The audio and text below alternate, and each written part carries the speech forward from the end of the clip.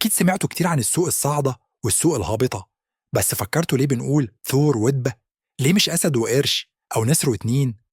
طيب، جهزوا نفسكم عشان القصة دي أعمق مما تتخيلوا، وفيها شوية حكايات مثيرة عن صفقات، معارك، وحتى شوية نصب واحتيال. خلونا نبدأ مع الدب. تخيلوا إنكم في القرن السابع عشر، والتجار في إنجلترا بيتاجروا في حاجة غريبة شوية: جلود الدبة. لكن في تجار كانوا بيبيعوا الجلود قبل حتى ما يمتلكوها، على أمل يشتروا لاحقا بسعر أرخص. سامعين حاجة مألوفة؟ ده ببساطة البيع على المكشوف. بس المشكلة كانت إن لو الأسعار ارتفعت بدل ما تنخفض، التجار دول كانوا بيخسروا خسارة كبيرة. ومن هنا بدأ استخدام مصطلح السوق الهابطة لوصف السوق اللي الأسعار فيه بتنزل أو المتوقع إنها تنزل. نيجي بقى للثور.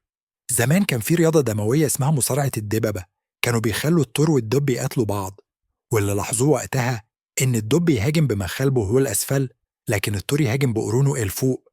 وهنا لقوا أفضل تشبيه لحركة السوق: الدب بيسحب السوق لتحت، السوق هابط. الثور بينطح لفوق، السوق صاعد. ومن هنا اتحولت الحيوانات دي لرموز عالمية للأسواق المالية. ومع الوقت وصلت المصطلحات دي لوول ستريت. وفي القرن التاسع عشر بدأ الصحفيين الماليين يطلقوا على الناس اللي بيرفعوا الأسعار اسم وثيران، واللي بيتوقعوا الهبوط اسم الدببة.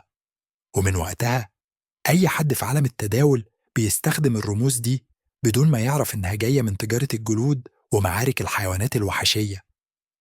المرة الجاية لما تسمع عن السوق الصاعدة أو الهابطة، افتكر إنك جزء من تاريخ مليان مغامرات وقرارات جريئة. بس قولي، أنت حاليا ثور ولا داب؟ اكتب في التعليقات وشوف مين متفوق.